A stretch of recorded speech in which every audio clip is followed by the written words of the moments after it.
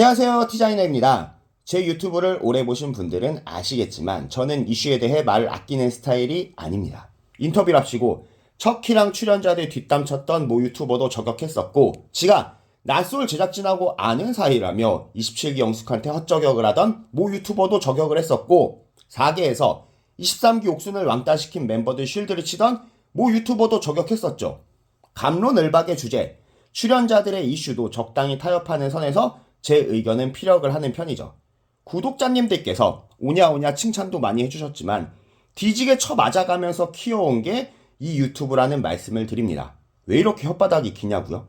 오늘 다룰 현숙이라는 출연자에 대한 제 의견, 빌런 취급하는 논지로 이어가지는 않을 거지만 긍정적인 시선으로 보고 있지는 않기에 그저 외국 생활의 로망을 채워주는 존재, 커리어 우먼인 현숙에 대한 그 동경 때문에 현숙의 행동에 대해서는 흐린 눈으로 보면서 무논리로 쉴드를 치는 댓글들 달지 마시고 그냥 다른 영상을 보시기를 간곡히 부탁드립니다. 물론 충분히 공감 갈 만한 의견에 대해서는 언제나 열려 있습니다. 저 아시잖아요. 오픈마인드인 거. 요놈 하는 소리 좀 들어보자 라고 생각을 하고 들으실 분들 너무 감사하고요. 제 생각과 비슷한 시선으로 보시는 분들도 너무 감사드립니다. 저는 외국 생활을 해본 적이 없습니다. 이 영상을 보시는 분들도 대다수는 외국 생활을 해본 적이 없으시겠죠. 현숙에게 대한민국이란 나라는 조국이지만 내 고향 같은 곳은 아닐 거예요. 캐나다에서 정착한 삶을 살았고 더 오래 살았고 자아 형성에 가장 큰 영향을 주는 시기를 오롯이 캐나다에서 살았으니까요. 그쵸? 여기까지 괜찮죠? 현숙은 한국에 정착할 의지가 있고 외국인을 만나본 적은 없다고 했습니다. 정확하게 말하면 유색 인종을 만난 적이 없다고 어필을 한 거겠죠. 제가 캐나다에서 살아본 적은 없지만 듣기로는 생각보다 한국 사람들이 많이 안 산대요. 개뿔 모르는 소리 하지 마라 많이 산다 임마야 하시는 분들도 계시겠지만 개 넓은 캐나다 땅에 한인 커뮤니티는 아주 좁다랗다고 하더라고요. 인도, 중국 사람들만 허벌나게 많대요. 외국인을 만난 적이 없다던 현숙의 말이 사실이라면 캐나다에서 현숙의 짝을 찾기란 참 어려운 일이 아니었을까 싶습니다. 시선을 외국인까지 돌려서 찾아본다면야 어렵지 않겠지만요. 현숙 집안이 보수적인 가풍이 있어서 외국인 배우자를 원하지 않을 수도 있겠네요. 그래서 혼기가 꽉 찬 두 자녀를 한국으로 다시 보낸 걸 수도 있겠죠. 그리고 나는 솔로에 출연한 현숙. 여기까지 뇌피셜이 많이 섞였지만 영 헛소리는 아닌 것 같죠? 이번 화를 기점으로 호불호가 갈리게 되었지만 현숙은 30기 여자 출연자 중 가장 호감도가 높은 출연자였습니다. 지성과 미모를 겸비했고 다른 출연자들에 비해 오버액션도 별로 없고 차분한 성격과 반전된 솔직한 돌직구 성향까지 그게 현숙의 매력이었죠. 여기에 대해서는 저도 이견이 없습니다. 이상형도 솔직하고 좋았어요. 세심하고 잘 챙겨주는 남자면서 직구 스타일의 화법을 가진 남자, 인생의 목표가 뚜렷해서 자기가 뭘 원하는지 정확하게 아는 남자, 영어로 소통이 가능한 남자, 본인도 한국말을 잘하고 한국 와서 살 수도 있다고 했는데 왜 이건 현숙 입장에서 딥한 대화는 외국어가 더 편해서라고 하자고요. 라이프 스타일과 취미가 비슷한 사람, 경제적으로 안정된 분 선호. 여기까지 들었을 때 저의 생각은 확실히 외국 살다 와서 그런지 솔직하고 좋네. 근데 한국 문화권에서 직구 스타일의 화법을 사용하는 사람이 많으려나? 영어로 소통은 회화가 잘 돼야 되는 건데 그건 유학파나 원어민 수준이어야 될 텐데 현숙이 즐기던 라이프 스타일과 취미를 좁다란 한국에서 하자면 돈도 더 들 거고 한국에서 하는 건 또 다를 텐데 환율도 물가도 다르지만 캐나다 평균 임금이 대충 600 정도 된다는데 현숙의 기준 경제적 안정이면 한국에서는 대체 얼마를 벌어야 되나? 그냥 캐나다에서 짝을 찾는 게 맞지 않나? 자기소개 후 현숙의 발언. 내가 사업을 하기 때문에 상대방도 사업을 했으면 좋겠다. 영철과 상철이 사업을 하는 모양이니 이 두 명을 알아가 보려고 한다. 그리고 첫인상 선택. 본인도 알아가 보겠다던 남자 영철이가 투표를 받자 믿지 못하겠다는 듯 놀라는 현숙. 영철의 자기소개가 매력이 있었냐면서 말이죠. 그리고 상철을 선택. 돌아온 숙소에서 영철을 선택한 여자들에게 영철이 대체 어떤 매력이냐고 묻는 현숙. 나도 알아가 보고 싶은 남자에 대한 호기심일 수도 있지만 뉘앙스는 영 이해가 안 간다는 느낌이죠. 그런 영철이를 왜 굳이 확고하게 노선을 정했다면서까지 알아보려고 하는 걸까? 직구화법을 절대 못할 것 같고 인생의 목표가 아버지의 사업을 물려받는 것이고 영어로 소통이 가능할지 잘 모르겠는 취미가 현숙이랑은 영 딴판인 애견남 직원이 4, 50명 있는 사업체를 이어받을 영철을요. 이제 알 것 같네. 아무튼 이제 논란의 상철과의 데이트 이슈. 상철을 선택한 여자는 정숙과 현숙.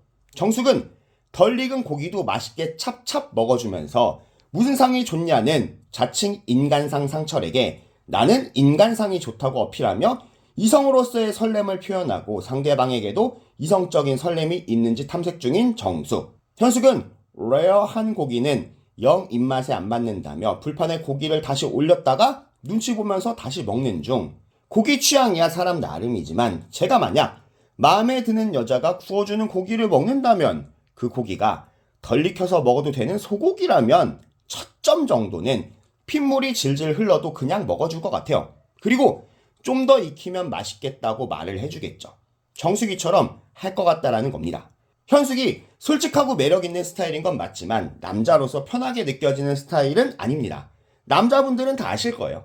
내가 작아지는 느낌, 면접 보는 느낌, 조사받는 느낌이 나게 하는 여자 불편하죠. 둘이 아주 호감 같지는 않지만 영호 영숙의 데이트는 편안하게 보였고 상철 현숙의 데이트는 뭔가 숨이 막히더라고요. 이 상황이 이해가 안 가는 여성분들을 위해 예시를 들자면 이런 느낌이에요. 첫 만남에 누구씨는 자녀 계획이 어떻게 돼요? 누구씨는 건강관리 잘 하시는 편이시죠? 누구씨 결혼하면 전업주부 하실 건가요? 직장 출산휴가는 눈치 안 보고 쓸 수 있어요? 어떤 엄마가 될 수 있어요? 이 자식이 애 낳는 기계를 찾으러 나왔나? 네 애들 엄마 찾으러 나왔니? 여자로서의 나는 안 궁금해? 이런 느낌이라는 거죠. 당연히 오가야 되는 말들이 맞긴 한데 서로 잘 모르는 상황에서 급하게 오가야 되는 대화는 아니라는 거죠. 나중에 해도 되잖아요. 그리고 이어지는 대화. 애를 낳으면 외벌이가 좋냐 맞벌이가 좋냐고 묻는 현숙. 맞벌이가 더 좋긴 하지만 크게 상관은 없다. 본인도 시간적 여유가 있으니 육아 분담이 가능하다. 그러니까 상철의 말은 내가 육아 분담이 가능한 시간적인 여유가 되니까 맞벌이가 더 좋다는 거죠. 요즘 거의 맞벌이 시대인데 레귤러한 답변이죠. 이 말에 대한 현숙의 대답. 무조건 맞벌이여야 되냐? 혼자 서포트할 능력이 되시냐? 여기서 현숙은 답을 정해놓고 묻는 느낌이 있습니다. 외벌이를 정답으로 정해두고 원하는 대답을 듣고 싶은 모습. 상철은 능력은 되는데 아껴 살면 된다라고 합니다. 이 대답도 문제는 안 되죠. 외벌이로 살려면 맞벌이 할 때보다는 아껴야 되는 게 맞잖아요. 버는 돈이 줄어드는데 당연하죠. 이 대답이 영 마음에 안 드는 듯한 현숙, 표정이 살짝 굳습니다. 이야기 영수처럼 다 감당한다는 대답을 원했나 봐요. 그리고 다시 외벌이라는 정답을 향한 질문의 드립을 아내가 5년 정도 육아에 집중한다고 하면 어떻게 할 거냐? 엄마 손이 가장 많이 갈 시기에 육아에 집중을 하고 싶다는 거겠죠. 나도 5년 육아할래 라는 개 병신 같은 상철의 대답. 이 대답은 좀 병신 같은 게 맞습니다. 농담이겠지만 생 농담 같지는 않은 언중요골 같은 대답이죠. 그래도 상대방이 진지하게 물어보는데 나도 5년 육아할래가 뭐냐 상철아. 그리고 나는 멀티태스킹이 안 된다. 한 가지를 하면 올인하는 타입이라는 현숙. 현숙은 13만의 구독자를 자랑하는 유튜브를 운영 중입니다. 본인 사업도 하고 있고요. 이렇게 허접하게 편집을 하는 제 유튜브도 저의 본업에 영향이 간다 싶을 때가 많은데 현숙 정도 퀄리티의 영상을 올리는 유튜브라면 멀티태스킹 상당히 잘하시는 건데 아무튼 현숙은 멀티가 안 돼서 전업주부를 하고 싶답니다. 이어 나는 맞벌이 가정에서 자라서 그런지 엄마가 꼭 집에 있어야 한다는 생각을 안 한다는 상철. 니도 제발 밖에서 돈 좀 벌어라. 나도 같이 애 봐줄 테니 라는 거겠죠. 우리 부모님은 두 분 다 사업을 하지만 시간 활용이 자유로워서 괜찮았다는 현숙. 지금 상철이가 하자는 결혼 생활의 구조가 현숙네 집안이랑 같죠. 사업하는 현숙, 사업하는 상철. 직장인보다는 자유로운 스케줄로 육아는 분담하자. 현숙 본인도 그런 우리 집이 좋았다고 했잖아요. 여기까지 봤을 때 누가 옳고 그른 문제는 아니라는 생각은 들더라고요. 그냥 둘의 생각이 다른 거죠. 여유 있는 남편을 만나 전업주부가 되고 싶은 현숙, 맞벌이를 하면서 애를 키우고 싶은 상철, 안 맞는 겁니다. 나도 5년 슐랭 이러면서 개 짜치는 소리를 했지만 상철도 본인의 의견을 확고하게 표현했고 정답을 정해놓고 질문을 이어갔지만 현숙도 본인의 의견을 확고하게 표현했죠. 서로 호감이 확실하지도 않은 사이에 정작 한국, 캐나다 대체 어디서 살지에 대해서는 대답을 회피하면서 애를 낳고 기르는 상황, 맞벌이 할 건지 외벌이 할 건지에 대해서만 몰아붙이는 현숙의 빠른 페이스에 상철은 적응하기가 힘들어했고 이런 모순된 상황에 호감도가 떨어졌을 거라고 봅니다. 정작 어디서 애 키울지는 말도 안 해주면서 어떻게 애 키울지만 나 5년 동안 쉬어도 먹여 살릴 수 있는 능력인지만 물어보니까 영 답답하고 거부감이 들 수밖에요. 아직 현숙이 빌런이라고 말은 못하겠지만 연프에 안 맞는 출연자인 건 맞는 것 같습니다. 말도 많고 탈도 많았지만 우리가 열광했던 결혼 커플들, 형커들 다 설렘으로 시작된 짝들이었잖아요. 현숙에게서 그걸 기대하기는 힘들 것 같기에 연프에 안 맞는 출연자라고 하는 거예요. 우린 나는 솔로에서 결정사나 선자리에서 만날 만한 캐릭터를 원하지 않습니다.